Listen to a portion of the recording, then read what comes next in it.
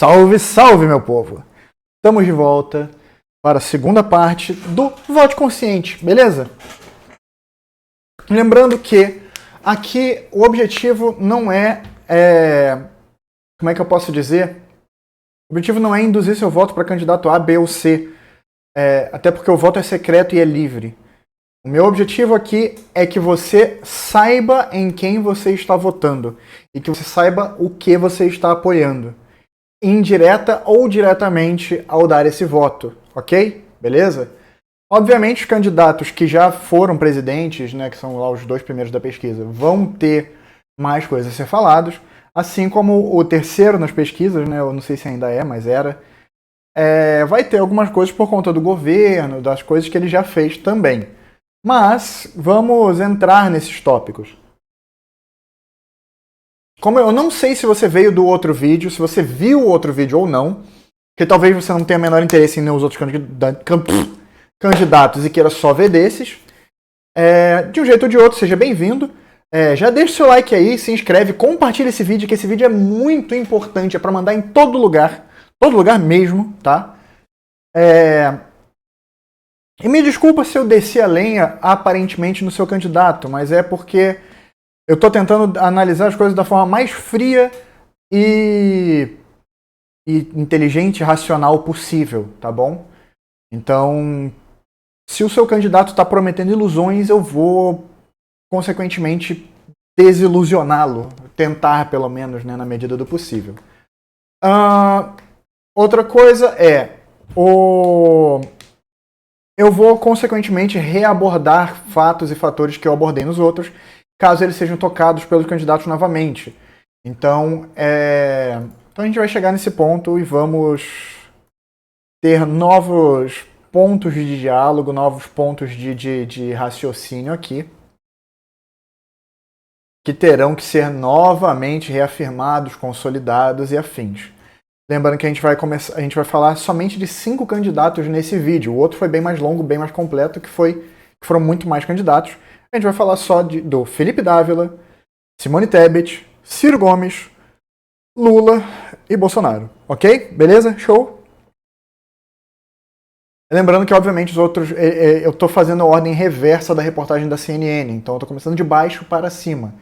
E lembrando que essa reportagem aqui, ela é um resumo de planos de governo. Não é uma análise, não é uma opinião, não é um negócio assim de porque eu acho que não sei o que. Isso daí eu que vou tentar dar para vocês. Eu vou interpretar os dados que eles colocaram aqui e tentar passar para vocês de uma maneira coerente e consciente para que vocês saibam o que vocês estão apoiando ou não apoiando, ok? Beleza? Então vamos lá, guys. Começando por Felipe Dávila. Outra coisa, esse vídeo é sem corte, sem edição, ele é reto e direto, porque eu acho que é importante que vocês saibam todas as gaguejadas, todos os pensamentos, todas as coisas, todas as minhas reações e interpretações são importantes para que vocês entendam como uma pessoa com QI acima de 160 vai analisando esses planos se sente. Então, é isso, tá? Nomeado Um Novo Brasil para Todos, o plano de Felipe Dávila, do Partido Novo, estabelece 2 pilares principais: valorizar os talentos e riquezas naturais do Brasil e conectar o país à nova era econômica.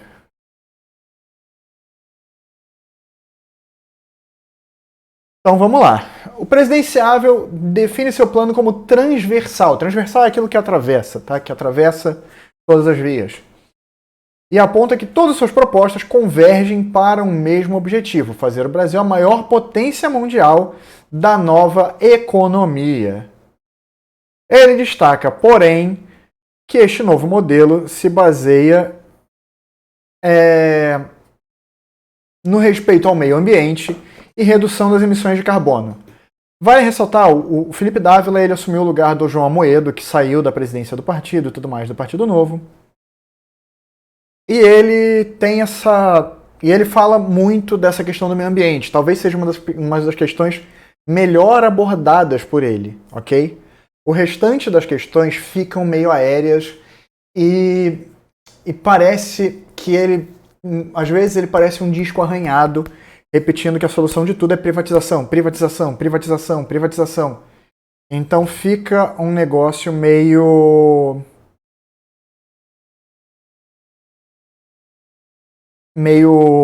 blé, tá? Então vamos lá, vamos lá. Cara, vou ter que recusar a ligação. Então vamos lá. O primeiro plano dele é a economia. Economia a gente sabe que é um elemento chave para o Partido Novo. É um partido que se baseia nessas ideias de economia, de redução de gasto público, de privatização. Então imagino que aqui seja o foco principal dele. Propostas de Dávila para a economia têm como pilar a abertura total, que seria reduzir as proteções tanto de tarifa quanto sem ser de tarifa a qualquer tipo de bem, ou seja, importação e exportação ampliada, fronteiras abertas em termos econômicos. E essa coisa que eu tinha comentado no outro vídeo, de você pagar às vezes mais de 100% do valor de um produto de fora em imposto, ou até 70, 80% de um produto nacional, é muito zoada. Então realmente eu entendo, é uma das principais bandeiras dele e é uma das que deveria ser uma das principais bandeiras da maioria. Mas por enquanto só é de alguns. Outro pilar citado é a atração do investimento estrangeiro. Para isso ele propõe a simplificação do Código Tributário, que segundo o plano é complexo demais. Eu digo que ele é complexo porque ele tem muitas camadinhas. Então, você tem um plano, você tem o tributo sobre a água, sobre a luz, sobre o local, sobre o transporte, sobre o combustível do transporte, você tem sobre tudo. Então você tem um monte de imposto que vira uma bola de neve, vira uma montanha que está em cima do preço do seu produto. Então eu entendo, beleza. Também a fim de atrair capital externo, o programa diz necessária a adoção de leis trabalhistas atuais e flexíveis que permitam adaptar os contratos a uma sociedade mais moderna. Pode ser legal, mas pode ser perigoso. A gente tem que lembrar que o nosso país ele ainda não é um país moderno, ele não é um país de primeiro mundo, e a gente não tem o cumprimento das leis, ele não está existindo de maneira eficaz. Então, tem que tomar cuidado para isso não dar margem para abusos, né? Porque você pode criar uma lei com um propósito e ela ser transvestida para um outro propósito ruim. E isso já acontece há muitos anos, acontece não só no Brasil como no mundo. E é complicado de lidar com isso no momento. E já para o mercado interno, a ideia é estimular a competitividade das indústrias brasileiras por meio de concentração de investimentos em infraestrutura, do incentivo à concorrência e da privatização de empresas que estão sob controle estatal. Eu acho que aí a gente tem que ter muito cuidado. Tem certas estatais que não... certos parâmetros do Estado que não podem ser tocados. Para mim saúde, educação, segurança pública não podem ser encostados, tá? Tem que existir estatal. E tem que ser forte no Estado. Mas tem sim muitas coisas que poderiam ser estatizadas, só que eu não vou entrar nesse mérito agora. Mas sim, existem muitas coisas só que você tem que tomar cuidado para que essa privatização seja de uma maneira que interesse ao público, que seja de uma maneira que não vá só gerar um grande conglomerado, que você não vai vender para uma empresa que já está aqui, que está comprando para eliminar a concorrência. Entendeu? O objetivo é gerar concorrência e não eliminá-la, então isso é importante ressaltar. Meio ambiente. O plano do candidato novo diz ser consenso que o planeta precisa reduzir as emissões de carbono, é verdade. Segundo o presidenciável, o Brasil tem condições de ser líder nesse processo, não discordo. Dávila aponta que, sob seu governo, o Brasil buscaria se tornar um país carbono zero. Ousado. Teria que dizer como, né, amigo? Outro objetivo é preservar a Amazônia e demais biomas, a fim de garantir emprego e renda a populações que vivem nessas regiões. Manter a floresta em pé, além de ser vital para o ambiente, será mais lucrativo do que derrubar árvores, diz o programa. Eu acho que isso é muito importante, você dá lucratividade para aquele local, de maneira que você faça com que o pessoal que está derrubando a árvore ganhe dinheiro por essa árvore estar em pé, ao invés de por derrubá-la. Isso vai mudar bastante o parâmetro e o panorama e a visão da situação. E eu acho que também, uma coisa que o pessoal não entende muito sobre o meio ambiente é que, tipo assim, tem uma mentira, tem uma parada que é uma mentira imensa, que é, basicamente, o pessoal fala, que a Amazônia não é o pulmão do mundo, que a Amazônia não sei o que, não sei o que. Não, ela não é o pulmão do mundo, realmente, o pulmão do mundo são as algas. O lance da Amazônia são os rios voadores, que eles chamam, né? Que é exatamente a quantidade de... Porque é uma floresta tropical numa zona que tem um clima muito específico que faz com que chova todo dia e que tem aquela circulação constante de água. A água sobe, condensa, cai, chove, pá, todos os dias. Não tem um dia no Amazonas que não chova, meu amigo. Tem noção disso? Todos os dias chove no Amazonas? Então, isso é muito importante para o mundo, para o clima, para a regulação climática do mundo. Então, vendo por esse lado, isso torna a Amazônia extremamente importante. Eu não vou entrar muito a fundo porque não é o tema do vídeo, mas procura rios voadores depois para entender melhor isso. O que são os rios voadores, tá? Beleza?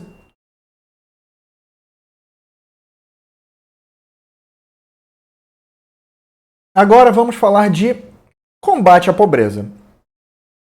Acho que aqui tem um ponto muito importante também, tá? Vamos ver. Vamos ver o que ele vai trazer. Na introdução de suas propostas de combate à pobreza, o candidato menciona países como Canadá e Nova Zelândia, que são exemplos mesmo, que apresentam bons resultados na área. Com base na experiência internacional, diz que o primeiro passo para o Brasil é a criação de legislações específicas e estabelecimento de metas. Tá, ok.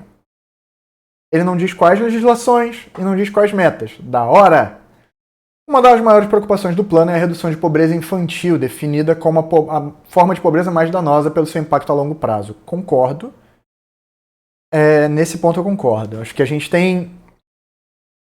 Quando a gente é pobre desde a infância, a gente acaba por não ter acesso à alimentação de qualidade, isso acaba operando na saúde, a gente acaba não tendo acesso a saneamento. Também tem impacto na saúde. E, consequentemente, a saúde tem impacto em todo o resto da qualidade de vida, como a própria educação. Então você vai ter mais dificuldade de acesso à educação, e quando você tiver acesso à educação, você vai ter mais dificuldade de absorver porque o seu corpo tá mal, entende? Você já tentou entrar numa discussão doente? Você já tentou conversar com alguém enquanto está gripado, enquanto está mal, enquanto está doente, está passando mal da barriga, qualquer coisa? É muito pior, não é? E é exatamente isso, você não presta atenção. Então beleza, entendo essa parte também. Mas resta saber como vai ser esse combate. Mas fora isso, não teve mais nada no combate à pobreza, tá? Eu acho que era mais importante ele ter falado talvez de um programa, de uma continuidade ou modificação no programa de incentivo à renda, de incentivo à geração de empregos. Até o momento ele não comentou. Mas vindo do novo, eu imagino que seja empreendedorismo, empreendedor, gera empregos, blá blá blá blá blá, que é o discurso de sempre. Segurança pública. Entre as propostas para a área estão realizar ações contra o crime organizado, dar autonomia à Polícia Federal, acho importante pra caralho, garantir a prisão em segunda instância, importante também, endurecer a execução penal e controlar armas e munições. Endurecer a execução penal, importantíssimo, que significa o quê? Fazer com que a lei passe a valer.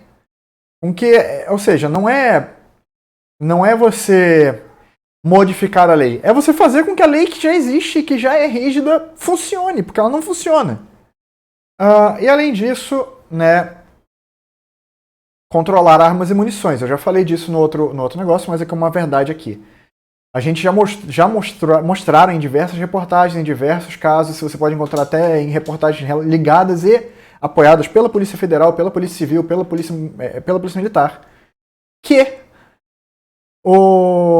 a liberação das armas facilitou acesso a munição e armas pelo tráfico e por milícias. E acredita-se, contabiliza-se hoje que existem mais armas e munição na mão de civis do que na mão da própria polícia militar. Então, é uma situação perigosa para um país, tá? Então é muito importante que tenha um controle sobre isso sim, cara, porque tá uma zona. A corrupção, a venda dessas armas, tudo isso ficou muito mais simplificado, porque você tem facilidade de acesso, então você tem muito mais facilidade de fazer essas coisas também. E óbvio que não é o pobre que tá ganhando com isso. É o rico, é o cara que tem coisa, que tem acesso e tudo mais. O tráfico, porque aí o traficante chega, dá uma grana na mão do moleque, o moleque vai lá com a ficha limpa dele, tira o certificado de arma, compra munição, depois ele vem, raspa o registro e acabou. Sabe? É ridículo, é ridículo.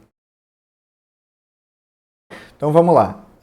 Dávila diz que irá promover a articulação das forças de segurança. Com isso, fomentaria a integração entre sistemas de inteligência e a informação das polícias de outros órgãos. Tá, é óbvio, operações integradas e informação integrada. Isso é importante.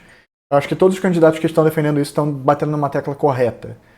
Que é você reduzir o número de patrulhas ociosas e ao invés disso você focar onde tem crime, onde sempre tem crime, porque são sempre as mesmas regiões. O candidato também defende a reconstrução da capacidade regulatória do sistema de controle de armas de fogo. É exatamente isso. Porque foi desmontado. Foi basicamente o que parece é que nos últimos 4 anos tinha um processo de armar a população com qualquer que seja o propósito disso. E isso, consequentemente, também piorou os casos de certos crimes violentos e crimes com armas. Mas, pois é. O cara que cometia um crime de ódio contra alguém, ou que dava um soco numa pessoa, ou que dava um chute, um pontapé, hoje em dia ele dá um tiro. E isso sempre vai ser pior. Tá? Agora, saúde. O programa estabelece que o caminho para a melhoria da saúde no Brasil passa obrigatoriamente por um fortalecimento e reestruturação do SUS. Dávila afirma, porém, que o sistema não precisa ser estatizado e que há espaço para a mobilização da sociedade civil. Entre as propostas estão a digitalização do sistema, ok, fortalecimento da telemedicina, ok, e atenção primária e qualificação profissional. Tá, eu não acho que seja legal você desestatizar o SUS. Não. Você pode fazer parcerias público-privadas em determinados locais. Você pode gerar uma concorrência através disso, fazendo com que determinadas empresas se obriguem a crescer e reduzir custos e tudo mais. Mas eu não acredito na desestatização da saúde. A saúde precisa ser gratuita e garantida pelo Estado. Precisa, necessita. É sério. Sério, seríssimo, tá? Isso daí simplesmente não tem como ser de outro jeito que funcione, tá bom? Mas vamos lá. Passamos do Felipe Dávila. Vamos para a candidata Simone Tebet, que tem liderado nos debates, tem sido uma candidata muito contundente nas suas falas, eu diria. Só um instante. Alô? Alô? Alô?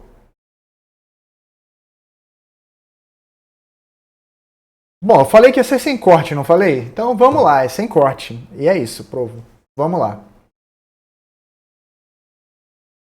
Então a gente tem a ligação, a gente atende a ligação no meio. Como ninguém falou nada, então era um robô de ligação, sei lá. A gente segue adiante.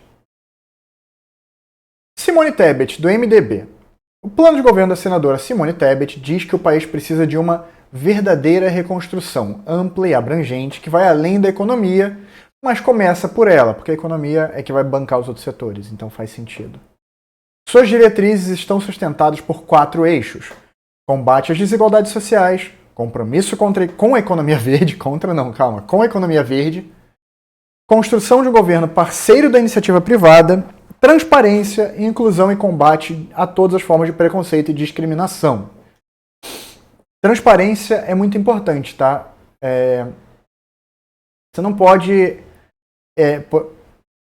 Quando você fala transparência, é uma coisa que está faltando até no governo atual, onde a gente teve pedidos de sigilo de 100 anos. Amigo, se alguém faz uma coisa e diz que você só vai poder saber o que ele fez daqui a 100 anos, coisa boa não foi.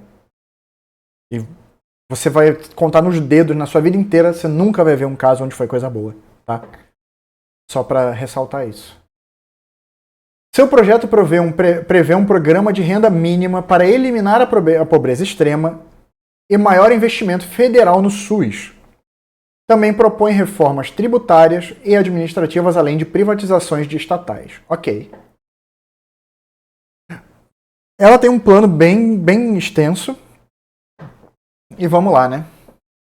Economia. O plano de economia da MDBista prevê a restauração do cumprimento do tripé econômico, com metas de inflação críveis e respeitadas, ou seja, sem inventar, não, porque eu vou botar a inflação em 1%. Não existe isso. Então vamos colocar uma meta crível, uma meta que não seja ilusória, né, que não seja uma mentirinha, e respeitadas, né, que as metas se cumpram, né, que sejam respeitadas dentro da margem de erro plausível. A última vez que isso aconteceu, se eu não me engano, foi no governo do Lula. Curioso, não?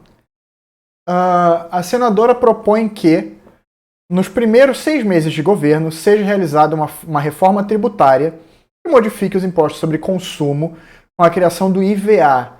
IVA? O que seria o IVA? Deixa eu complementar. Imposto sobre valor agregado. Ok. É um imposto único, beleza. E que elimine a atual regressividade do imposto de renda. Ok. Tebet ainda diz que pretende promover desestatizações, privatizações, concessões e parcerias público-privadas com o objetivo de criar maior competição, como eu falei no outro plano aqui também, eficiência e aumento de produtividade da economia. Além disso, quer reduzir o custo da energia elétrica, eliminando os subsídios. Tá, isso quer dizer que ela quer... Subsídio é que o governo banca ele banca a conta ou gasto de certas energias elétricas, de conta de empresas elétricas, ele dá uma isenção de imposto potencialmente para isso e, consequentemente, você eliminando essa isenção de imposto, você vai gerar mais retorno para o Estado e essas empresas vão ser obrigadas a modificar o seu formato, né? Vamos lá? A senadora cita a promoção de uma reforma administrativa que torne o Estado mais eficiente, ágil, produtivo e amigável para o cidadão. Além disso, diz que reduzirá a contribuição previdenciária para a faixa de um salário mínimo para todos os trabalhadores, como forma de estimular a formalização. Vamos lá. Vai reduzir a contribuição previdenciária para a faixa de um salário mínimo. Ou seja, vai ser a mesma contribuição de salário mínimo para todo mundo. Entendi. Para fazer com que as pessoas venham para o emprego formal. Tá. Vai funcionar para alguma parcela da população, mas não é uma solução master, não. Desestatizar, privatizar e conceder e fazer parcerias público-privadas são muito importantes. Porque o Estado tem muita empresa ineficaz, muita empresa parada, muita empresa que não serve para nada atualmente, tá? E eu não vou fazer uma lista disso, mas se você entrar no Google, você vai encontrar facilmente isso. Tá, vamos lá. Beleza. Do mais, eu acho que essa questão das metas de inflação é muito importante. E criar realmente essa quebra de subsídios é muito importante também. Hoje em dia, o Estado ele provê muita isenção e muito retorno e muita grana de volta para essas empresas, sendo que elas já ganham muita grana. E o certo é que que você não pode desonerá-las tanto assim, tá? Então vamos lá. Meio ambiente. O plano de governo de Tebet reforça que colocará os princípios da sustentabilidade da economia verde no centro de todas as políticas públicas. Peraí, desculpa a água, minha garganta está doendo. Ela se compromete a adotar a política de tolerância zero com desmatamento ilegal, acho lindo. Reduzir a devastação e combater com rigor grileiros, invasores, madeireiros e garimpeiros que atuam à margem da lei, que atuam fora da lei, vamos ser sinceros, né? Acho incrível, acho extremamente importante. Principalmente no estado atual, que a gente tem recordes de desmatamento sendo batidos todos os anos. Tebet também prevê a recuperação de mecanismos de fiscalização, punição e controle, fortalecendo órgãos como ICMBio, IBAMA e INPE. INPE é INPE, tá, no caso. A senadora cita ainda a criação de cadastros nacionais de empresas. Vale ressaltar, deixa eu ver uma coisa aqui. Moni Tebet, CPI.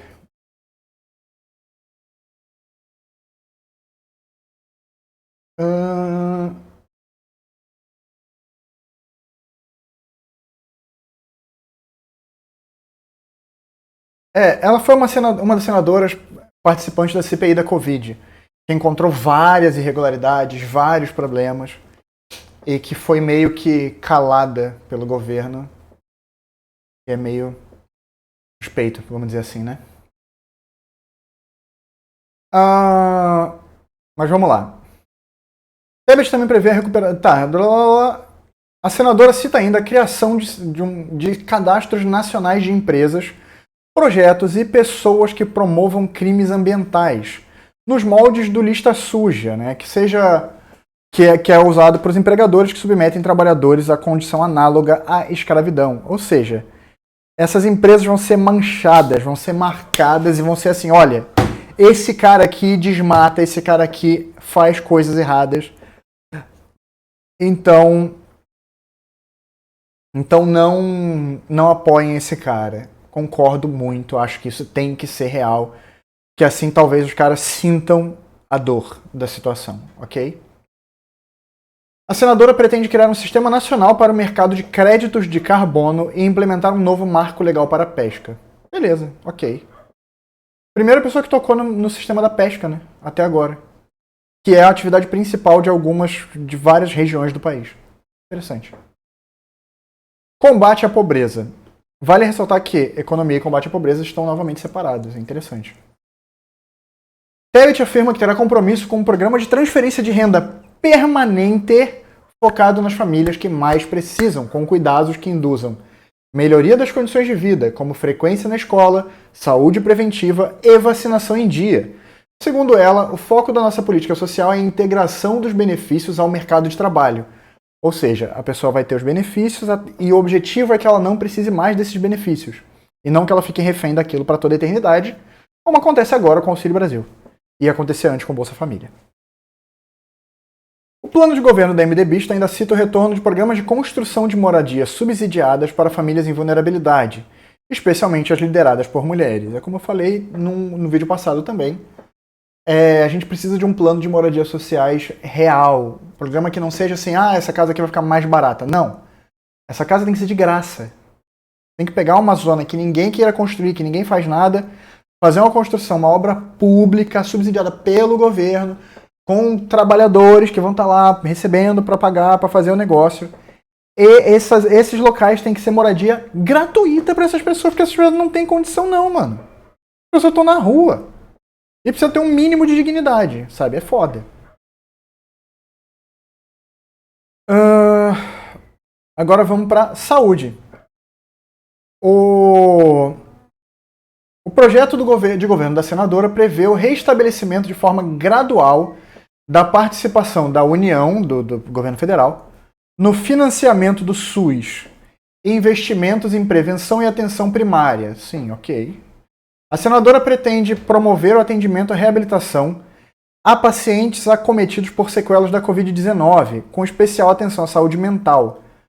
Eu conheço pessoas que, eu já tive Covid, é muito ruim, é muito ruim. E eu conheço pessoas que até hoje não sentem cheiro direito, que têm problemas de memória, que têm problemas cognitivos sérios desde que tiveram Covid. Então, é realmente pegado, sabe?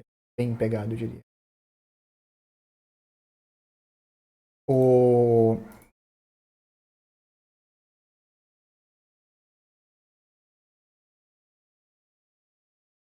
Tá, pronto. Vamos lá. e expandir a telemedicina e a telesaúde. Isso daí está sendo uma proposta em comum para todo mundo, né? Em comum, tá? Não incomum. Em comum, tá? Só para deixar claro. Em comum significa fora do comum. Em comum significa comum a todos, tá? Beleza? Também cito o apoio a Santa Casas e hospitais filantrópicos.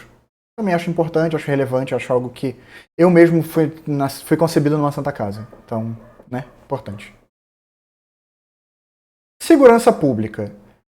Tebet diz que recriará o Ministério da Segurança Pública e estabelecerá metas de elucidação e redução de homicídios em acordo com os estados, com repasse de verbas adicionais federais caso atinjam objetivos. Interessante. Ela também afirma que revogará decretos do atual governo que fragilizaram o controle do porte da posse de armas. Comentei sobre isso. Hoje, se você tem grana e você não tem um problema mental sério que te impeça, que te tire um controle das faculdades mentais, você pode conseguir uma arma muito fácil e isso é ridículo. Só que você tem que ter grana, né? E hoje é a oficina do tráfico, a oficina das milícias, todo mundo está recebendo arma com um aval do governo, basicamente é isso. E aumentará a fiscalização e rastreamento de armamentos e munições de uso pessoal. Também, né, por favor. A gente teve um caso absurdo recentemente, que foi de um cara que comprava, tinha armas para caça, né, tinha o certificado de caça, e ele comprava, e ele, alegava que tinha usado as munições, aí comprava mais munição, usou as munições, comprou munição, usou munição, comprou munição, e assim foi. Só que, na verdade, ele só estava fazendo um repasse para tráfico e para milícia. É bizarro, cara, é bizarro. Então, também concordo com isso daqui, e eu adorei esse sistema de segurança pública, sendo bem sincero. Porque hoje o nosso sistema, ele não tem resultados muito bons. A gente tem uma elucidação de crimes ridícula. Resolução de homicídios. Brasil. Vamos ver aqui para vocês terem uma noção.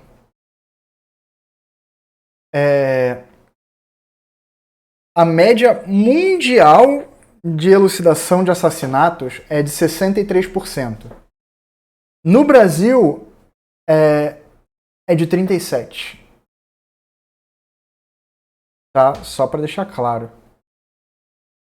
Isso foi a média atual de 2022. Então, assim, a grande maioria dos homicídios ainda fica sem solução. Então, não é o momento de relevar armas e tudo mais. E aqui é muito surreal, tá bom? É muito surreal isso. Quer dizer que o cara vai lá, mata e fica impune e tá tudo bem, porque nem sabem que foi ele. Mas aí quando você coloca metas de elucidação e redução de homicídios, você incentiva o Estado a ter aumentos de salários, a ter melhoria nas condições de trabalho, porque aí, como eu disse, tudo é composto por seres humanos. E me desculpa, mas a coisa a qual o ser humano responde melhor é ganância. E condições salariais e condições de vida melhores. Então, você vai ver uma ampla melhoria quando o cara que é chefe de um determinado estado disser, olha, você vai ganhar mais grana se você conseguir resolver essas coisas. Então ela tá usando uma forma esperta de resolver o problema. Eu acho interessante. E assim a gente concluiu Simone Tebet, tá?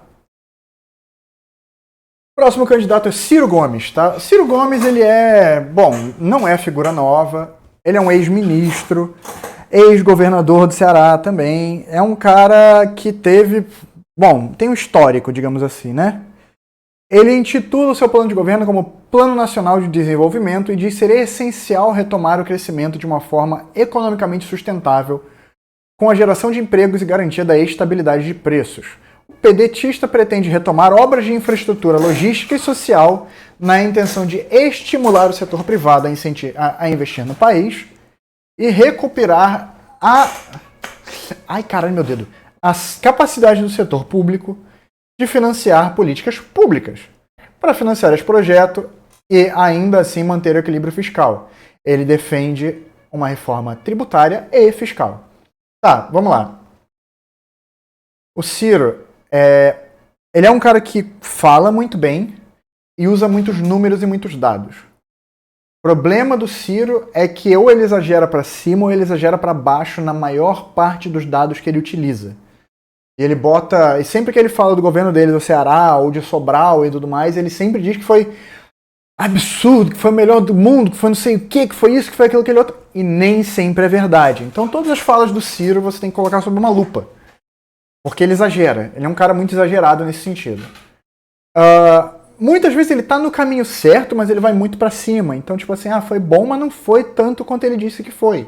Foi ruim, mas não foi tanto quanto ele disse que foi também, ok? Então ele não costuma ser um cara que mente, ele costuma ser um cara que aumenta. Então olhem sempre isso. Sempre que você vê uma fala do Ciro, preste atenção nisso. Outra coisa é que o Ciro, atualmente, ele tá fazendo uns acenos meio exóticos a certas apologias de ódio que são meio exóticas para o nosso país e que continua sendo o campeão mundial de mortes de pessoas transexuais e coisas do tipo. Então você tem que ter muito cuidado com quem o Ciro está andando ou tentando andar. Mas vamos lá. Sem mais delongas. Primeiro projeto é economia. Com o objetivo de aumentar a receita do Estado, ele quer reduzir subsídios e incentivos a empresas privadas, recriar impostos sobre lucros e dividendos. Isso daqui não vai fazer um impacto mínimo sobre a economia, tá? Eu não estou mentindo, vai ser um impacto ridículo sobre a economia. Mas, tipo assim, não vai ser 0,01% ou 0,1% do que já é arrecadado. Ele quer fazer isso por uma massagem de ego e para dizer que fez, tá? Adotar o princípio do orçamento base zero e a taxação de grandes fortunas. Seria 0,5% para patrimônios acima de 20 milhões. Como eu disse, é um valor irrisório para fins de economia mundial e de economia brasileira. Visto que o homem mais rico do mundo hoje, sendo Elon Musk, ele tem 200 bilhões de dólares, sei lá. E o Brasil, nos 3 primeiros meses desse ano, já fez mais de 1 trilhão. Então é uma comparação ridícula e que não vai fazer efeito na economia. Não vai fazer um espirro na economia, tá? É mais para dizer que está lutando contra as classes superiores do que qualquer outra coisa. É uma medida simbólica, vamos dizer assim. O ex-ministro propõe uma menor tributação sobre consumo. Acho importantíssimo. Já comentei que acho importantíssimo nos outros também. E ainda defende uma reforma da Previdência baseada em 3 pilares. Renda básica garantida, importante. Uma parte da renda baseada no regime de repartição e outra parcela no de capitalização. Tá. Vai mudar a Previdência. Então, basicamente, você vai ter capitalização, que é aquele básico sistema em que você vai jogar uma grana e ela vai ficar lá rendendo e sendo reutilizada pelo banco ou pelo que quer que seja para ser investida, para gerar dinheiro e por aí vai. Ela vai capitalizar, né? Vai gerar capital. E o regime de repartição, que seria provavelmente repasse de renda pública. Então, basicamente, você teria uma renda básica garantida baseada na Previdência. Tá, beleza. Ok, acho legal. Tem que ver os números disso, mas acho legal a ideia. Ciro pretende estimular o setor produtivo, com ênfase nas indústrias do agronegócio, do petróleo, gás e derivados, saúde e defesa. Nesse sentido, o candidato quer que o BNDES seja o grande financiador e estruturador de projetos. A gente já teve problema com isso, principalmente no governo da Dilma. A gente teve o BNDES passando pano para diversas empresas que cresceram exponencialmente e acabaram virando fábricas de roubo, né? Então, não sei até que ponto isso é válido. Mas, sim, o agronegócio é o chefe do nosso país. Petróleo, a gente precisa trabalhar mais em refinaria e mais em realmente fazer produtos derivados do petróleo, ao invés de só vender petróleo para comprar de volta o produto pronto. Ou seja, a gente precisa de uma industrialização melhor do país. Então, é isso. Mas esse é o plano dele para a economia, ok? A princípio, eu acho interessante que ele não comentou sobre teto de gastos, ele não é uma pegada mais consciente, tanto dele quanto da Tebet. A gente vê que eles não estão inventando moda nesse sentido, tá? Meio ambiente. O pedetista entende que é necessário envolver as populações locais das florestas em atividades econômicas que sejam viáveis e sustentáveis a ela. Me lembra muito o plano da Simone e do Felipe. As pessoas estão com essa ideia em comum, mas que excluam o desmatamento. Ele defende a criação de zonas econômicas e ecológicas no país e uma estratégia de desenvolvimento regional com maior segurança fundiária. Segurança fundiária é segurança de que as terras serão respeitadas e de que os devidos donos de cada terra serão respeitadas. Tá? Isso é muito importante mesmo. Vamos lá. Combate às desigualdades sociais. Para combater a fome e a miséria, o ex-ministro propõe a implementação do Programa de Renda Mínima Universal e ou seja, a todos. É justo. Me interessa muito. E o acompanhamento das famílias em situação de vulnerabilidade por centros de referência de assistência social. O Ciro também cita o refinanciamento das dívidas das famílias e um plano de universalização do saneamento básico de água potável até 2030. Ou seja, 8 anos para que tudo seja saneado. Isso daqui também afeta a saúde, tá? Diretamente. Tá? Saneamento afeta a saúde diretamente. Porque hoje grande parte das doenças é espalhada por falta de saneamento. Esgotos a céu aberto e essas coisas.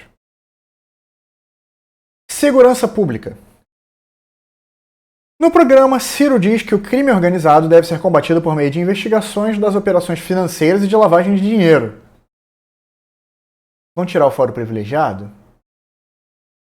Ninguém fala. Caralho, né? Ninguém falou de tirar o fórum privilegiado, né? Isso era importante pra caralho. Ninguém tocou nesse assunto. Acho que era um assunto relevantíssimo. E ninguém tocou nesse assunto. Retirada de fórum privilegiado. Eliminação de fórum privilegiado. Isso seria incrível. Mas não tem. E o problema não é isso. O problema é que os caras que estão lá com o negócio são políticos. E são políticos que já pagam o seu eleitorado, que já tem voto garantido. Então eles já vão voltar e vão continuar tendo fórum privilegiado. E é bizarro. O próprio Bolsonaro, mais de 30 anos, né? Porra. Vamos lá. Ciro pretende redesenhar a política de drogas, partindo de uma abordagem de redução de riscos e danos e aprimorar a gestão prisional, visando a ressocialização da população carcerária. Essa parte também concordo, é o que eu comentei tanto no vídeo passado quanto nesse vídeo sobre essa questão de ressocializar, reeducar, botar o povo para trabalhar, botar o povo para reintegrar, sabe? E não ficar numa oficina de crime. Mas complicada a parte de operações financeiras e lavagem de dinheiro, porque muitos dos nomes investigados estão protegidos pelo sistema atual. Isso é complicadíssimo de lidar. Saúde.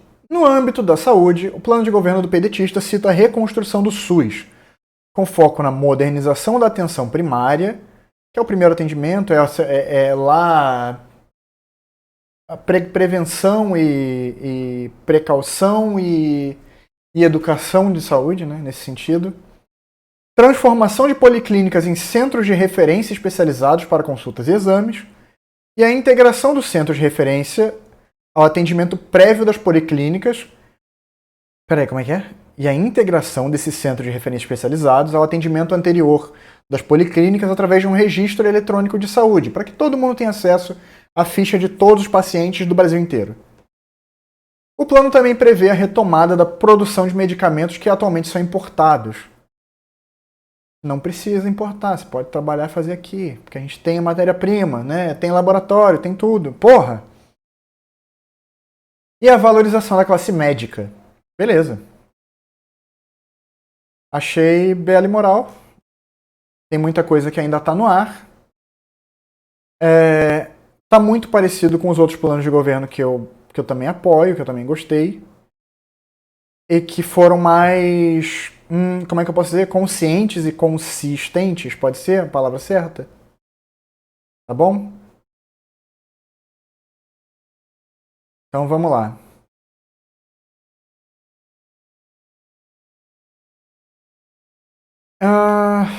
Agora a gente vai para um dos candidatos que vocês provavelmente querem mais ouvir, Jair Messias Bolsonaro. Tá? Vamos lá. Vamos falar sobre Bolsonaro e sobre o plano de governo dele, governa. O plano de governo. Caralho, não falo mais português, né? Complicado a língua portuguesa, é um negócio mágico. Vamos lá, povo. Então, basicamente, Jair Bolsonaro, atual presidente do país, teve no país nessa questão de... Nesses últimos 4 anos, e ele... Meu Deus, Senhor do céu.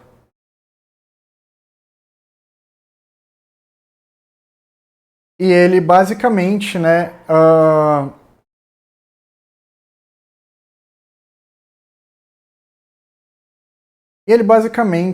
vamos dizer assim, o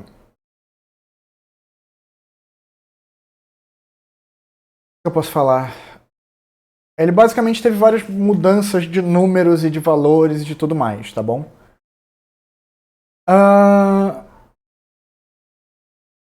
A gente teve alguns problemas que marcaram esse governo, muito sinceramente, que foram a falta de transparência, uma falta de transparência muito grande, porque o que ele chama de transparência é fazer live e falar o que ele quer para o povo. O que é transparência é você ter acesso aos dados irrestrito de maneira informatizada para qualquer um. E isso a gente não tem, tá bom? A gente teve diversos problemas que vários outros problemas não tiveram, que vários outros países não tiveram quanto à questão da Covid. A gente teve passagem de pano para certas violências. Uma das respostas mais ridículas que eu vi nessa último debate, inclusive no SBT, foi quando questionado sobre a questão de violência, né, que tem pessoas que estão se matando por política. Né, teve um caso do PT e uns 5 casos do Bolsonaro, recentemente. E o que acontece é o seguinte, é que, infelizmente, o Bolsonaro, quer ele concorde, quer não, ele no passado ele instigou esses comportamentos, falando que agrediria um filho de uma maneira XYZ, que a violência resolve, que etc e tal. Ele também tem um problema que foi o quê? Quando questionado sobre essa questão da violência e dos assassinatos, e se ele se arrepende da fala que ele exerceu na campanha passada sobre vamos fuzilar a petralhada, ele disse que ele não pode se responsabilizar pelas mortes que os outros causam, que aí vai de cada um. Então, assim, que ele não se responsabiliza. Só que a questão nunca foi se ele se responsabilizava ou não. Nunca perguntaram se ele era responsável ou não. Ou seja, ele desviou da questão. Ele não disse que apoiava ou que não apoiava, assim, dessa maneira. Ele só deixou ali. Deixou ali boiando, entendeu? Então, no geral, a gente pode dizer que... a gente pode dizer que não é bem legal, né, nesse sentido. A gente pode dizer que o que acontece ali é que ele se isentou. Sendo que um presidente consciente, qualquer figura pública consciente diria: eu não tenho responsabilidade sobre esses crimes, porém repudio tais atos e não concordo com eles, etc. e tal. Que não foi feito. Ou seja, ele lava as mãos e acredita que vocês devam e possam fazer o que quiserem. Isso é bem criminoso. Em termos de números atuais, o PIB se manteve mais ou menos a mesma coisa que o governo Temer.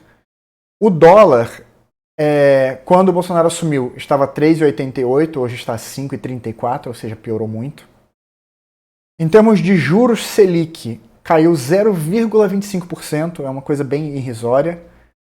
A Bovespa subiu O que significa basicamente que os ricos estão ganhando mais.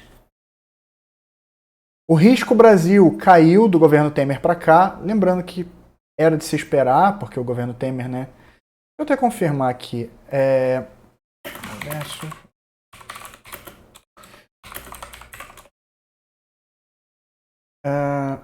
Eu queria colocar a diferença entre Bolsonaro e Dilma, né? Mas a gente não tem acesso tão fácil a esses dados, eu diria. Eu também não vou usar dados de páginas de candidatos porque é meio zoado e cada candidato vai colocar favorecendo seus próprios dados. Então eu estou pegando de uma forma imparcial aqui. Estou pegando de uma página que seja mais imparcial. Só tem os dados e pronto, sabe? Mas o risco Brasil reduziu, mas lembre-se que quando o Temer estava governando, a gente veio de um processo de impeachment. Então, realmente, o risco do país estava elevadíssimo, talvez um dos mais altos que a gente já teve.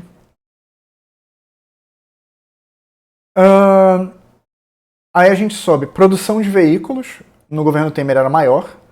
Saldão da balança comercial, ou seja, ricos ganhando mais dinheiro. Também cresceu com Bolsonaro, em mais de 20 bilhões de dólares. Litro da gasolina. E aí a gente está falando de valores corrigidos pela inflação, ou seja, o valor equivalente ao que tinha naquela época hoje equivaleria a... O litro da gasolina no governo Temer, se estivesse equivalente ao momento dessa reportagem, seria de R$5. Hoje está, na época da reportagem, estava em R$6,06 pelo governo do Bolsonaro, com 1.000 dias de governo, no caso, e o botijão de gás seria R$80 e hoje estava a R$93,65. Lembrando que é um preço médio, o preço ainda é maior, tá? Aqui no Rio você não compra botijão por, sei lá, menos de R$120. E assim, fácil, tá? Fácil esse valor, tá? Então, assim, vamos lá. Outra coisa importante a investigar, a falar, é que o partido do Bolsonaro, o PL, ele está diretamente envolvido em escândalos de corrupção. E o próprio Jair Messias Bolsonaro, ele falou, né, de uma situação em que ele recusou a verba do mensalão, mas eu vou explicar como é que foi. Ele basicamente recebeu, vamos supor um número, tá? Eu não vou dizer o número exato, mas vamos dizer o seguinte. Que eu receba 10 mil de um criminoso, ok? Beleza? Recebi 10 mil de um criminoso. E aí eu falei, porra, eu não quero o dinheiro desse criminoso. Só que ao invés de eu devolver esse dinheiro, ou entregá-lo à Polícia Federal, ou entregá-lo a quem quer que seja um órgão responsável por investigações criminosas e coisas do tipo, não. O que eu faço? Eu vou no banco, entrego esses 10 mil e peço para trocar por outros 10 mil. Assim, eu não estou com os 10 mil do traficante na minha mão, mas eu estou com 10 mil que eu troquei no banco. Porque no caso do Bolsonaro, o que ele fez foi, ele pegou a grana, devolveu para o partido dele e pegou a mesma quantia do fundo partidário. Ele trocou dinheiro. Ele basicamente trocou dinheiro. Então, sabe, é uma certa manobra ridícula, assim, é uma manobra de drible bem ridícula, entende? Porque ele tava com... efetivamente ele gastou, ele teve o dinheiro do mensalão. Efetivamente ele teve o dinheiro do roubo, sabe, na prática. A diferença é que ele trocou as notas porque ele não queria mexer nas notas roubadas. Sabe? Ele foi conivente com o roubo, porque ele devolveu pro partido. Sabe? Mas vamos lá. Jair Bolsonaro coloca a liberdade como cerne do seu plano de governo. A liberdade para quem? O documento afirma que ela é tão importante quanto a própria vida. Ok. E a temática permeia os principais tópicos elencados por ele no programa. O presidente defende a liberdade econômica, a liberdade religiosa, a liberdade de expressão e a liberdade para a defesa de direitos e para o uso responsável dos recursos naturais. Tá. Beleza, vamos dizer assim, né? Imparcialidade, né? Imparcialidade. O plano de governo propõe ainda que o aprimoramento das políticas de combate à criminalidade, ampliação do Auxílio Brasil e reformas estruturantes. Vamos ver de que maneiras ele planeja fazer isso. No campo da economia, o documento cita a liberdade econômica como mecanismo para promover o bem-estar social. Segundo o documento, é preciso produzir a quantidade de atribuições do Estado. É preciso reduzir a quantidade de atribuições do Estado e facilitar o trabalho do empreendedor, para que se possa gerar emprego e renda. A princípio, ele está seguindo a mesma pauta dos outros nesse sentido. O texto defende a privatização de estatais para promover a melhor administração pública. A questão é que houve promessa, mas efetivamente não houve cumprimento das mesmas, tá? Só para deixar claro, não teve cumprimento dessas promessas, tá bom? Então, assim, hoje, a gente olhando aqui com o final do governo, pegando aqui o filtro geral, a gente teve 58 promessas no governo passado, das quais ele cumpriu 21, cumpriu 9 mais ou menos, e 28 ele não cumpriu, tá? Então aqui, ele não cumpriu acabar com a reeleição, tanto que ele está tentando se reeleger. Não cumpriu reduzir o número de parlamentares, não fez. Acabar com indicações políticas e escolher ministérios por critérios técnicos, também não fez. Visto que está concedendo ministérios à torta e à direita pelo Centrão, rejeitou normas técnicas, principalmente no Ministério da Saúde, demitindo pessoas e trocando, então complicadíssimo. Ter no máximo 15 ministérios, também não temos. Vamos ver quantos ministérios temos atualmente temos 23 ministros. 23 ministérios, ok? Não teve nenhuma redução no parlamento. Ele colocou nomes ligados às áreas de atuação logo que ele assumiu. Porém, logo depois ele foi mudando e foi alterando as indicações, ok? Então, basicamente é isso. Hoje o Ciro Nogueira, na Casa Civil, é uma consolidação do Centrão nessas coisas. Então, vamos lá. Cumpriu eliminar o Ministério das Cidades, tá? Fez um super Ministério da Economia, entre aspas.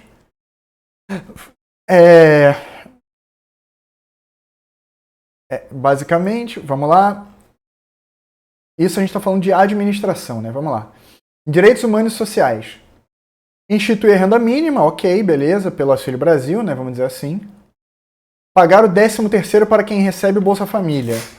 A verdade é que ele foi feito em 2019, não foi feito em 2020, e em 2021 foi extinto e não está previsto para os beneficiários do Auxílio Brasil. Então, só em 2019 e nunca mais. Também prometeu cumprir o Fundo Nacional da Pessoa com Deficiência, também não foi feito. Economia. Superávit primário em 2020, não tivemos. Reduzir em 20% o volume da dívida, não tivemos, e deixa eu ver se aumentou.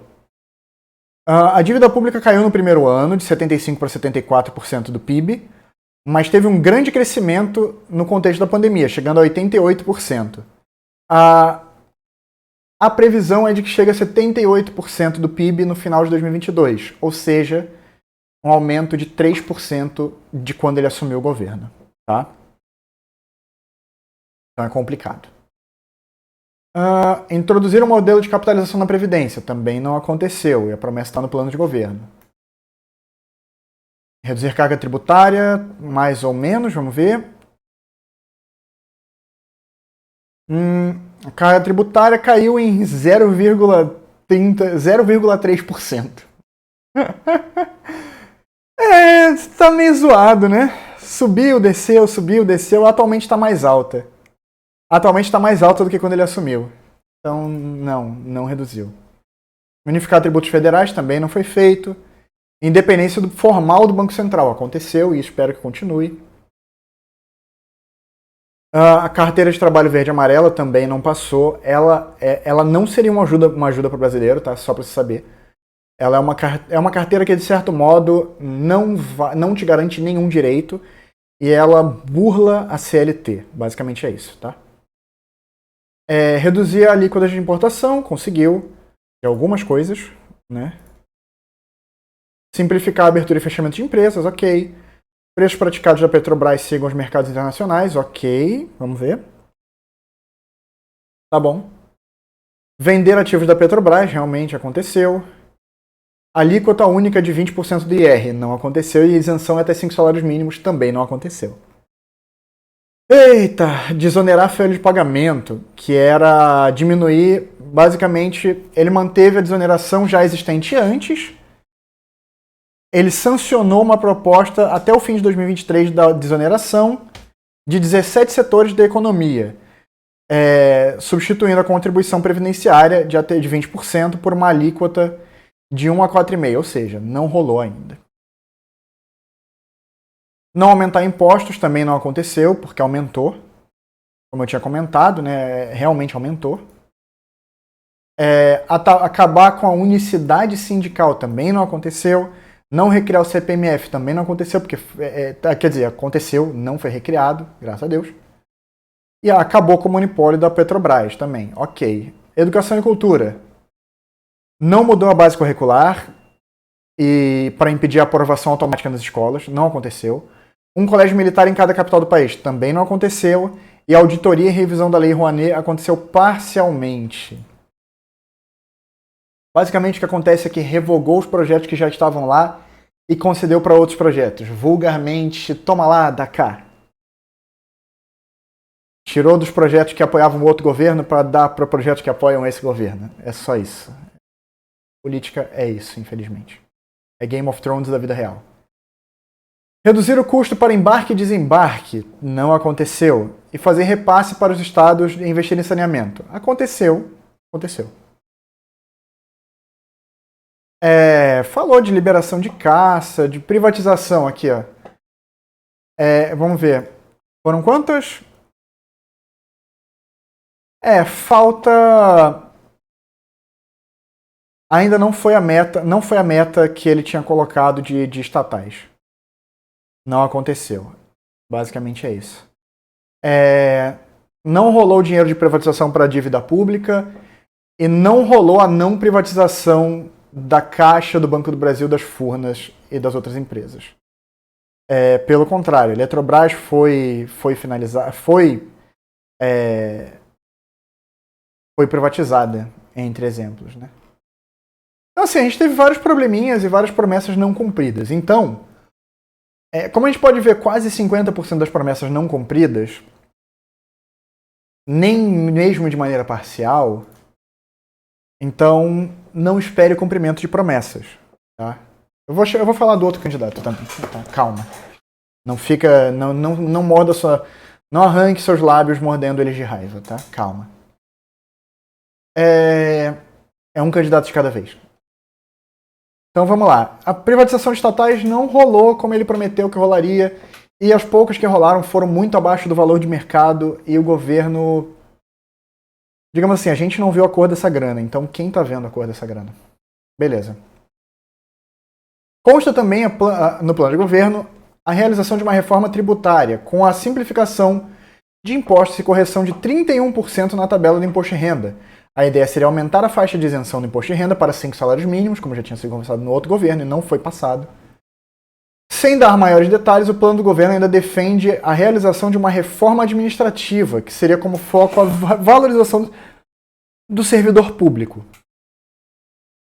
Mas sem maiores informações, é a mesma coisa que uma promessa vazia para ver se arranca um voto. Assim como vários outros candidatos fizeram no vídeo anterior. Não é exclusividade, calma. No documento, Bolsonaro se compromete a manter o Auxílio Brasil em R$600, a trabalhar pelo ingresso do Brasil na OCDE e em outras entidades internacionais de promoção de livre comércio. Bom, essa promessa do Auxílio Brasil, ela vale ressaltar que a lei orçamentária ela já foi para o Congresso e ela não inclui o mantimento desse valor a R$600. O que está garantido para o próximo ano é um valor de R$405, tá? Então, fica de olho. Meio ambiente. Bolsonaro defende que a evolução tecnológica é um mecanismo para aumentar a produtividade no campo sem causar danos ao meio ambiente e contribuindo para a preservação. Nesse contexto, ele afirma que é necessário fortalecer os setores de mineração e agropecuário. O plano de governo destaca o papel central do Brasil na produção de alimentos mundial e defende a adoção de política para garantir a segurança alimentar no país. No documento, ele ainda reafirma seu compromisso com o combate ao desmatamento e às queimadas ilegais na Amazônia. Porém, a grande realidade é que durante seu governo, ele tem defendido a proteção do maquinário usado para desmatamento, de maneira que, ao invés da inutilização dele ou a apreensão dele pelo governo, ele está sendo simplesmente devolvido para o cara poder voltar no dia seguinte e fazer de novo. Então, é um constante retrabalho, sabe? O governo chega, tá tendo desmatamento ilegal. Eles vão lá, prendem, o cara vai, tira as máquinas, aí vão, prendem, aí preservam por algum tempo, depois, assim que sai a fiscalização, o cara volta e vai fazer de novo. Então é um trabalho burro, infelizmente. Tá? E, infelizmente também existe um lobby muito grande por parte do Bolsonaro nessa questão de fortalecimento tanto da mineração quanto da agropecuária, mas só para grandes latifundiários, sabe? Uma grande proteção a essas mega empresas que já fazem isso, entendeu? E que exploram esse mercado. Então, assim, são promessas meio vazias, porque se agora ele no governo não está cumprindo, imagine depois. Então, ele está prometendo que vai mudar, mas não deu nenhuma crença de que vai mudar, entendeu? Combate às desigualdades sociais. O presidente afirma que, em seu plano de governo, que é papel do Estado e da sociedade civil atuar para reduzir a desigualdade social. Ok. Segundo Bolsonaro, é preciso criar uma... Só mais um instantinho, meu povo, vamos lá. Alô? Alô? Meu Deus. Alô? Não te escuto. Alô? Meu Deus. Musiquinha. Bom, gente, é isso, né? Vamos gravar o vídeo enquanto tá rolando a musiquinha aqui. Da hora. Acho que vocês não conseguem ouvir, não, né? Então tá, né?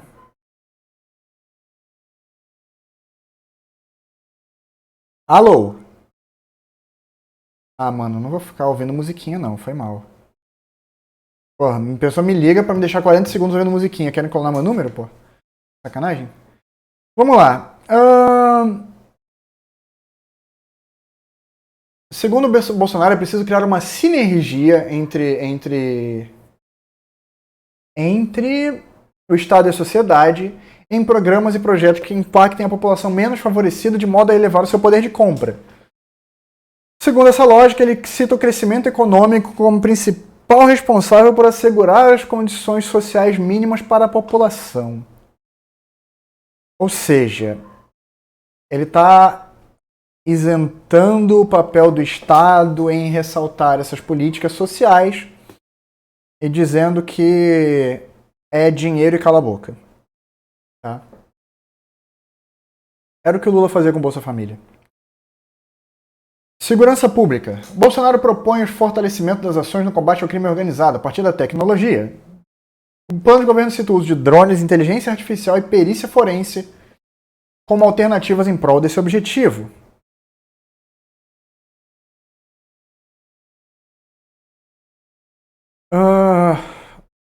Vamos ver.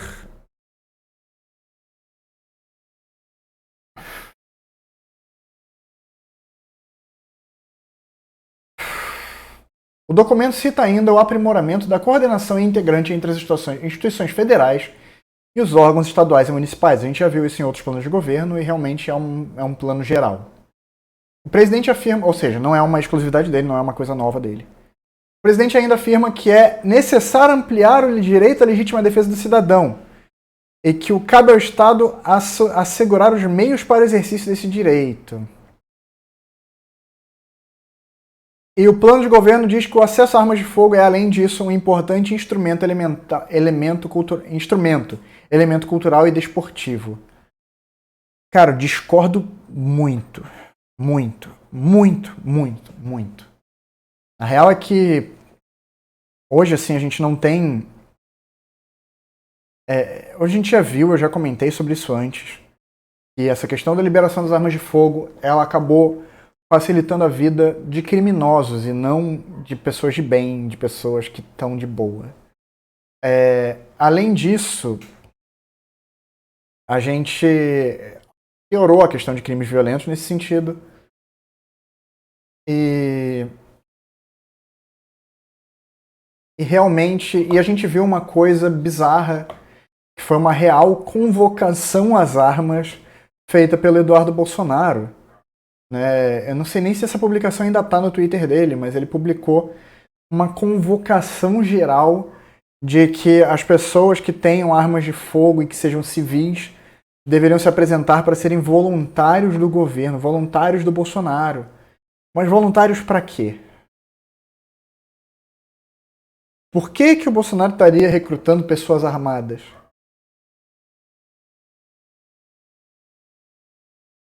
Fica aí o questionamento.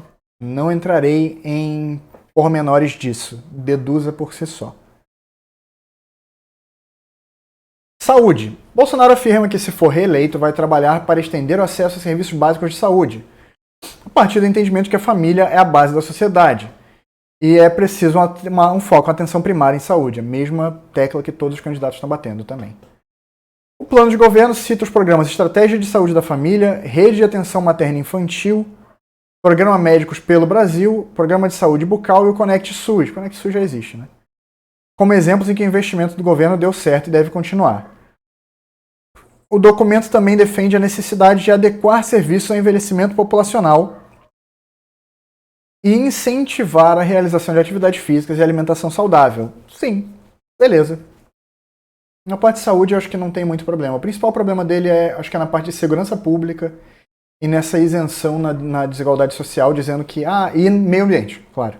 Acho que os principais riscos são segurança pública e meio ambiente nesse plano de governo aqui, tá? E agora a gente chega talvez no plano mais esperado de todos, do último candidato, Luiz Inácio Lula da Silva. Outro candidato que também tem passagem pela presidência, né? Luiz Inácio Lula da Silva. Cara, o Lula, o que eu vou falar antes sobre isso? O governo Lula, ele foi um governo de extremo sucesso, tá? A gente tem uma questão muito importante nesse sentido, que basicamente o que acontece, né? A gente tem um problema muito importante em que basicamente o Lula estava envolvido em diversos esquemas de corrupção também. Ele tinha vários problemas com isso também, tá?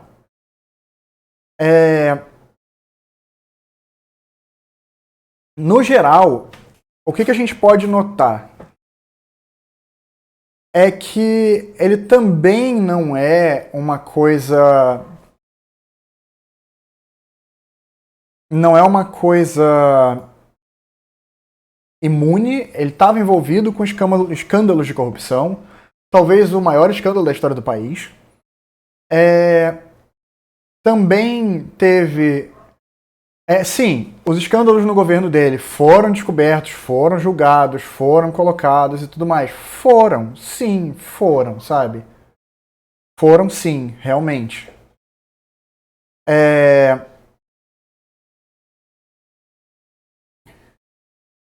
Mas o que acontece, né? O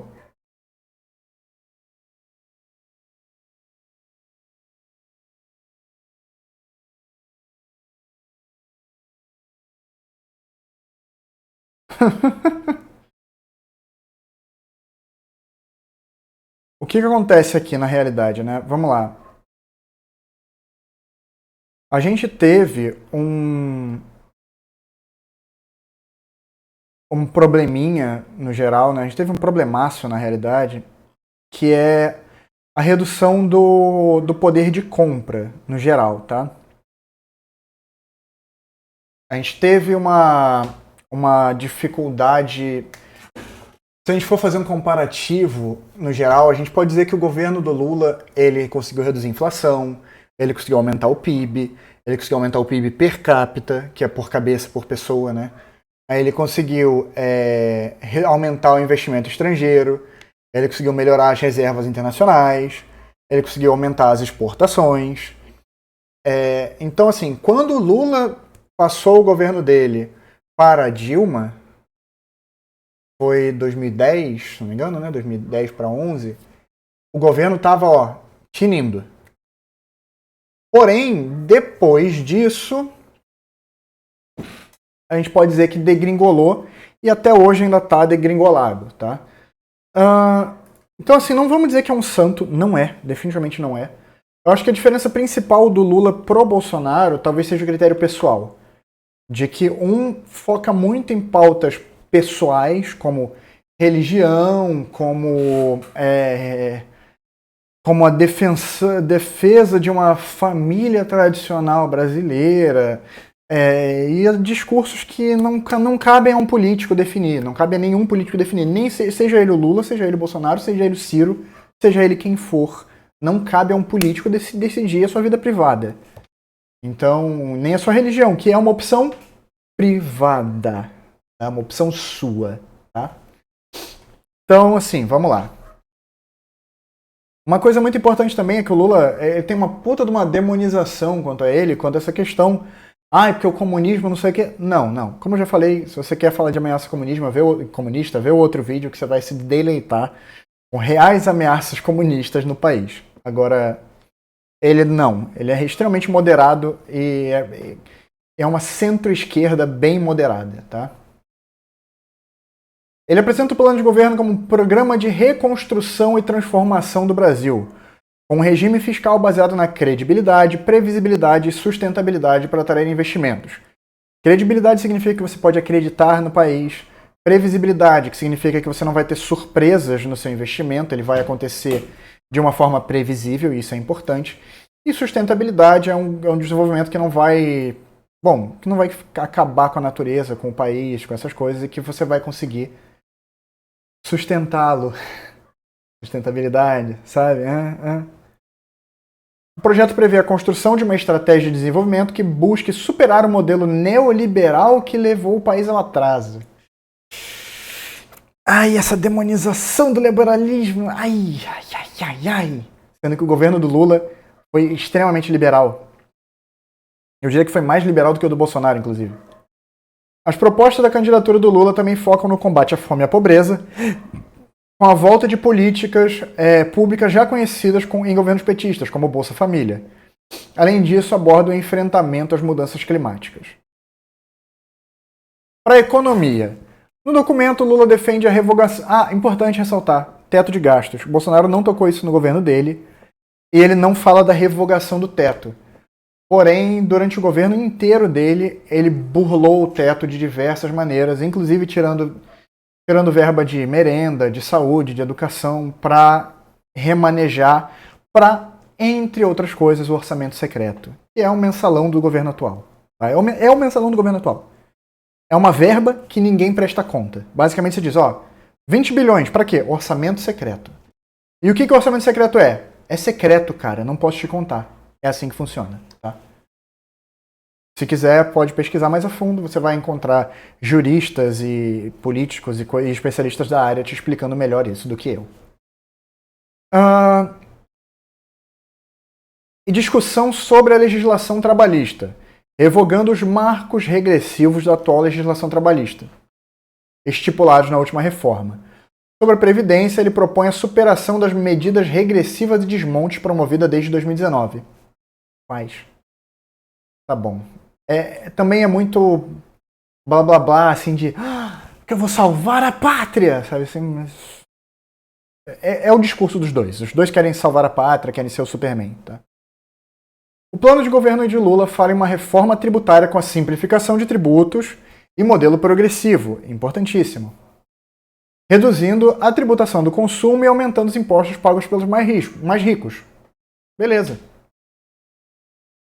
O documento sugere a retomada de investimentos governamentais em infraestrutura e reindustrialização nacional. Também a gente já viu em vários outros planos de governo, isso é um tema comum entre eles. Além disso, prevê que o governo estimule o investimento privado por meio de crédito, concessões, parcerias e garantias. É legal, mas é complicado. É a mesma coisa que o governo atual faz, que o governo anterior fez e por aí vai, sempre fez, mas que dá brecha para corrupção, tá? Sim, você não precisa ter dúvida, o governo atual tem corrupção, tem pra caramba. O governo anterior tinha corrupção? Tinha pra caramba. Todos os governos, desde que o Brasil é Brasil, tinham corrupção? Sim, desde o Império, sim. Ele também cita o fortalecimento da agropecuária, dos setores e projetos inovadores e a economia criativa. Da hora, beleza. Em relação às estatais, ele se opõe à privatização da Eletrobras, que já foi feita, cara. E cita a recuperação do papel da empresa como patrimônio do povo. E propõe fim da política de paridade internacional de preços da Petrobras. Ok. Tá, beleza. Vamos ver, né? A real é que essa régua de preço acaba afetando muito o nosso governo também. Meio ambiente. O projeto afirma ter compromisso com a sustentabilidade social, ambiental, econômica e com o enfrentamento das mudanças climáticas. Ok. Para isso, ele sugere mudança no padrão de consumo de energia, a construção de sistemas alimentares saudáveis e sustentáveis e o avanço da transição ecológica e energética. O plano prevê o combate ao uso predatório dos recursos ambientais e o fortalecimento da FUNAI, proteção da Amazônia e combate a crimes ambientais. Tá, isso daqui, a maioria dos planos de governo está em comum quanto a isso. Eu acho que os únicos desvios foram no do Bolsonaro e do Felipe Dávila. Não. Foi... Ah, não, foi no outro plano, no outro negócio. Do Bolsonaro e do Kelman. Combate às desigualdades sociais. O plano de governo do ex-presidente se diz comprometido com o enfrentamento da fome e da pobreza de forma urgente. Para isso, ele aposta na geração de emprego e renda para os mais pobres em programas já conhecidos de governos petistas do passado, como a renovação e ampliação do Bolsa Família, e o projeto também cita a volta de um amplo programa de acesso à moradia. Tá, precisa de mais descrição a isso. Eu concordo, é um programa que eu até comentei nos outros planos de governo que é importante, mas você precisa dar números, você precisa dar mais cara a isso. Promessa por promessa tá foda, todo mundo promete. Outra coisa que eu acho importante, na real, é que os governos eles precisam atrelar essa questão de auxílio à Constituição. Eles precisam ter um programa constitucional de transferência de renda. Porque, por enquanto, governo X, governo Y, governo Z, governo J, todo governo que entrar vai querer botar um nome novo, vai botar uma bandeirinha, vai botar um enfeitezinho e vai dizer que é dele.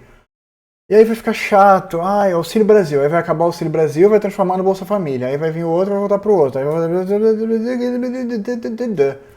Porra, cara, a gente tem que ter uma coisa que seja do país, não do político. Segurança pública. Caso eleito, Lula pretende colocar em prática uma nova política sobre as drogas no país, focada na redução de risco, na prevenção, tratamento e assistência ao usuário. Ok, importante, porque é principalmente psicológico. Ao mesmo tempo, o plano de governo aposta na desarticulação das organizações criminosas por meio da investigação e da inteligência. Ok, beleza. Está em alinhamento com o que os outros falaram até agora também. O ex-presidente pretende promover uma política de segurança pública coordenada e integrada nacionalmente. Seu plano cita a aprimoração do Sistema Único de Segurança Pública e reformas para ampliar a eficiência e modernizar o sistema de segurança. O plano de governo... E aí, a princípio também... Mesma coisa. Saúde. O plano de governo petista prevê o fortalecimento do SUS público e universal, ok? E aprimoramento da sua gestão e valorização e formação de profissionais de saúde. Além disso, prevê a retomada de políticas como o Mais Médicos e a farmácia popular, bem como a reconstrução e fomento ao complexo econômico e industrial da saúde. Achei uma proposta consciente, inteligente e importante. Acho que a saúde de todos eles é unanimidade de que precisa melhorar. O que eu acho assim, entre os dois principais, a gente tem um cara cuja família... Tem dois caras cujas famílias coincidentemente enriqueceram de maneira exponencial durante os seus governos. A gente tem uma das famílias que comprou 51 imóveis em dinheiro, em cash, que é uma estratégia comumente utilizada no crime para lavagem de dinheiro. Você vai pegar o dinheiro ilegal que você recebeu em cash, que não foi declarado, e você vai usar ele para pagar um imóvel e, consequentemente, você vai reinjetar ele no mercado de maneira legal. Por isso que eles falam que é lavagem de dinheiro. Você pega um dinheiro sujo e lava ele para transformar ele em dinheiro limpo. Então, assim, é perigoso. É perigoso. E a gente tem, assim, claro, né? A gente teve o Lulinha também, que também teve um enriquecimento absurdo. A gente teve diversos escândalos no PT. Então, assim, são dois políticos com um pé muito sujo. A diferença dos dois, eu acho que principal é a política do ódio de um lado. Sabe? Que um lado tem uma política ao ódio maior. Uma política não somente ao ódio, como a fechar os olhos e lavar as mãos para quem pratica o ódio. E isso é muito perigoso. A gente tem uma isenção muito grande e não dá para se isentar quanto a isso. Se você me perguntar sobre o que acontece, não adianta você me perguntar sobre... Você me pergunta, pô, Bruno, você acha legal pessoa que agrediram um cara na rua? Eu poderia muito bem lavar minhas mãos. Que seria o que eu dizer? Ah, não fui eu, nem tava lá, nem sei de nada. Eu não agredi ninguém. Ou eu posso dizer, cara, sou contra. Eu não tava lá, eu não sei quais foram os motivos, mas eu não acho legal a agressão. E isso é uma opção consciente. Enquanto quando você lava as mãos, você meio que diz que tá ok acontecer desde que eu não me envolva. E isso é muito perigoso, tá? Então, guys, aqui acaba a minha participação nessas eleições, tá? Mentira, eu vou votar no dia 2 de outubro, né? Então, assim, eu vou... Cara, o que eu posso fazer? Bom, não tem muito o que dizer. Eu acho só que você tem que votar consciente nessa eleição. Eu acho que você tem que votar bem consciente nessa eleição. Você tem que ter ciência do que você vai fazer, de quem você vai eleger. E saber que, às vezes, você pode não estar satisfeito com o candidato, com nenhum dos candidatos. Mas, se você não está satisfeito com nenhum deles, você deve pensar: qual deles é mais fácil eu tirar de lá daqui a 4 anos? Qual deles tem menos risco de causar problemas para mim e para o meu país ao longo desses 4 anos? É isso, ok? Então, galera, muitíssimo obrigado. Foram 2 horas e 40 analisando planos políticos e tentando explicar e elucidar um pouco de uma maneira mais simplificada, vamos dizer assim, né? Tirando as palavras bonitas deles. E é isso. Então, muitíssimo obrigado a todos vocês por me aturarem nesse tempo todo. E como sempre, meus camaradas, GG e até logo.